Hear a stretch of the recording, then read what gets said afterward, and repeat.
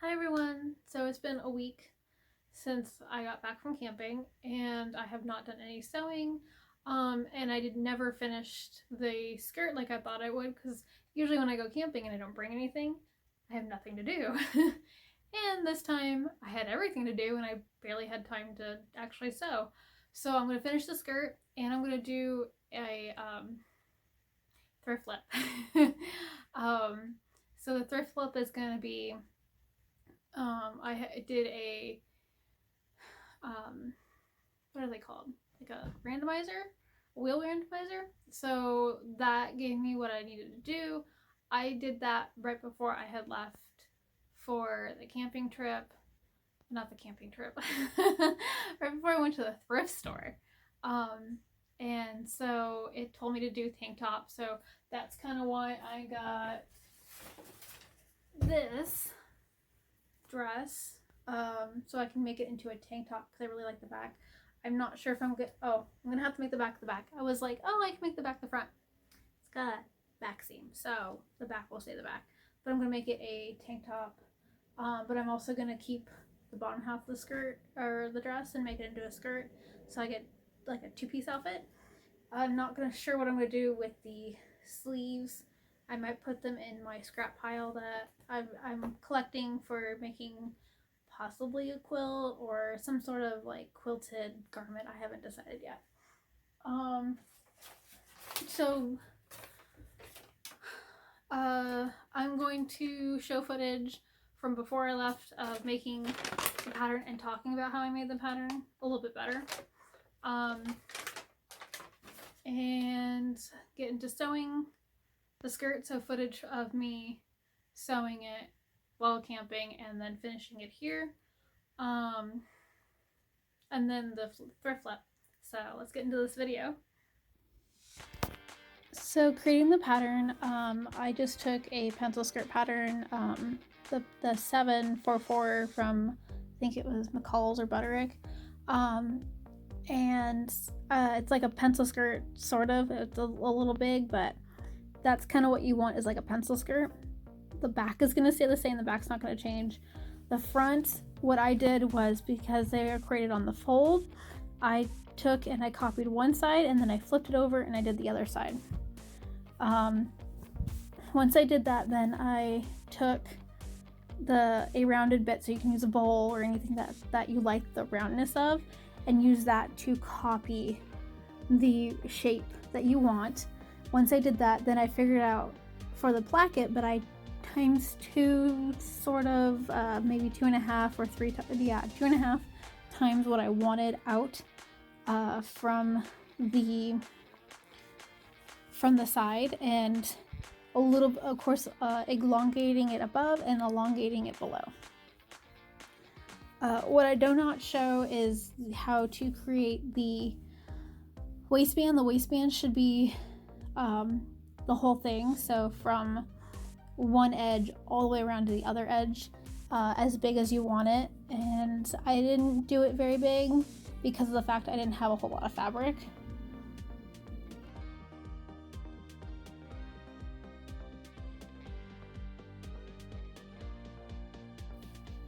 The way I did the front part of the skirt was I created a full part that would go farther over, and then on the pattern I went in 3 inches. I probably should have gone in less, probably 2.5,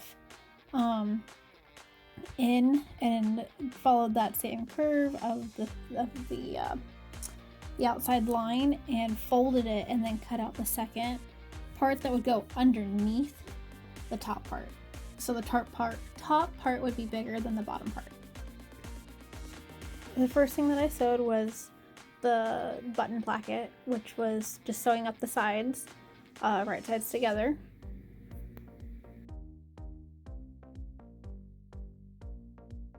After that, I sandwiched the facing, the placket, and the front of the skirt together, putting the placket in the middle of the facing and the skirt, right sides together, and then stitched along that seam.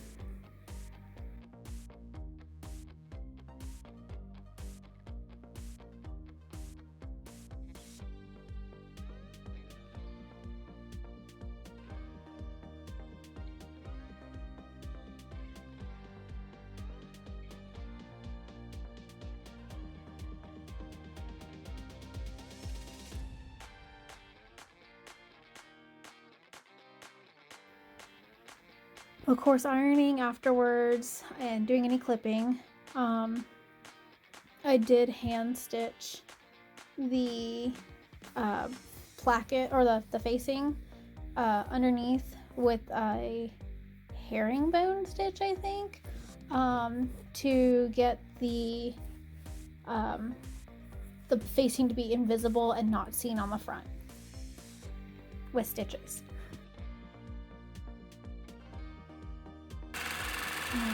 So, and then for the last thing I had done was I had sewn the darts in the back of the skirt for the pattern.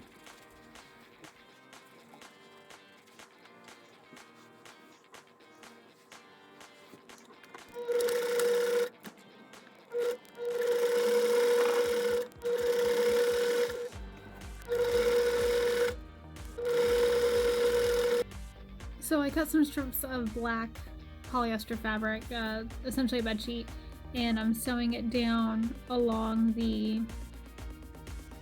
seam allowance, essentially doing like a Hong Kong style, but instead of doing two sides, I'm doing one because I'm lazy.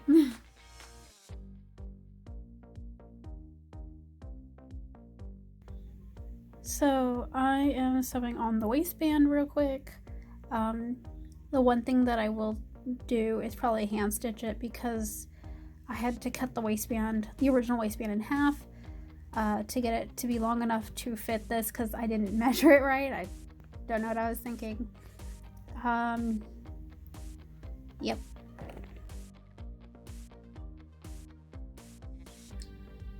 For the hem, I'm putting a little bit of fabric strip to the base of the hem so I can roll it, fold it up, and hand stitch it down.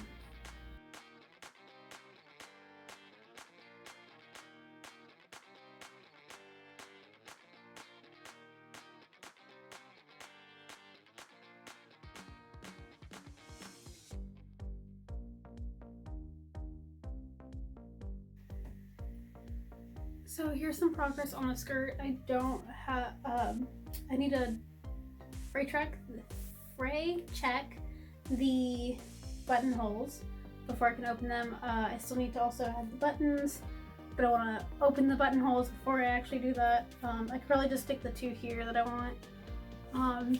It's pinned on me. I'm gonna put hooks and eye here and a hooks and eye here, but I mean, I'm really liking it. I'm crossing my fingers that before this video gets put up, I have the lace that I'm gonna put here. That's why the dress. So, yeah.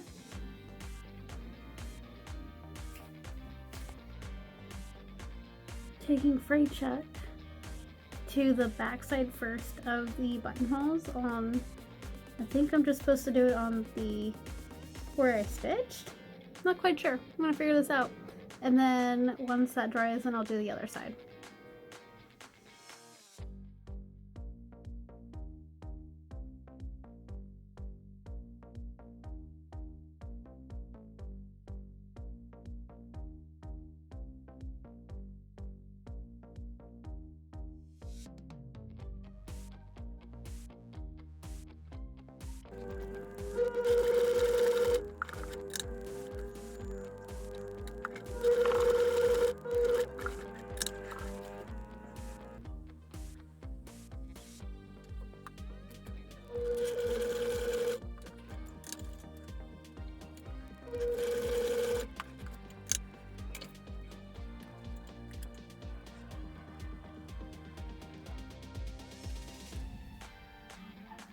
So here's the dress on.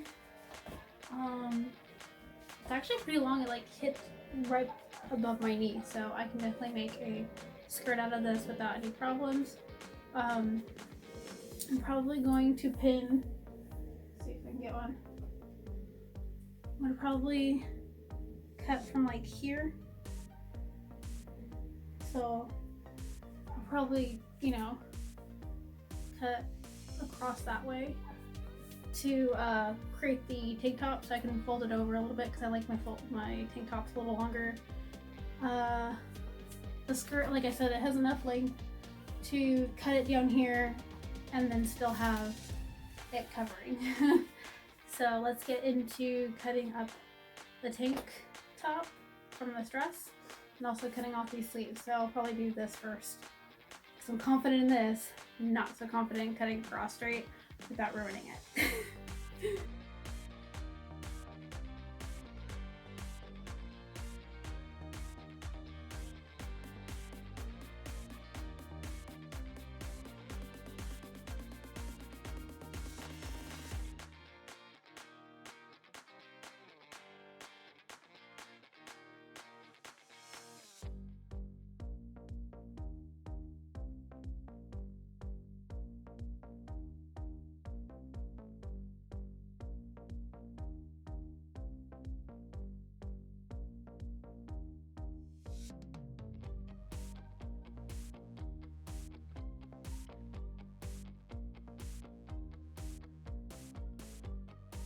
So I went and got myself a twin needle, which I kept calling a double needle. So there's two on here so I can do the hemming of the shirt for the arm sleeves and the hem.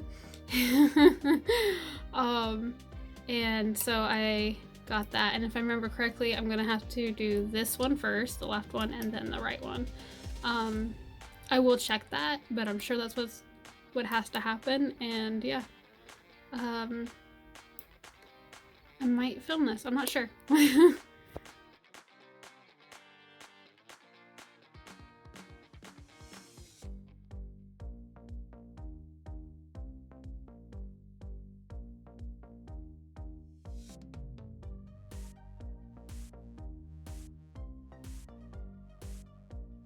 Close up is, so because I use a thing of serger thread, which you're not supposed to do, but they're my clothes.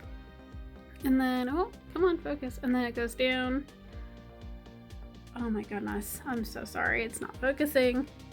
Come on. There we go. Into my tension up, down. And then I have where it splits here. And then I have the two right above the needle that split it to get it to go. It'll focus. Why? Come on, there we go, into the needles. So, and I had already done the bobbin thread. I already brought that up beforehand.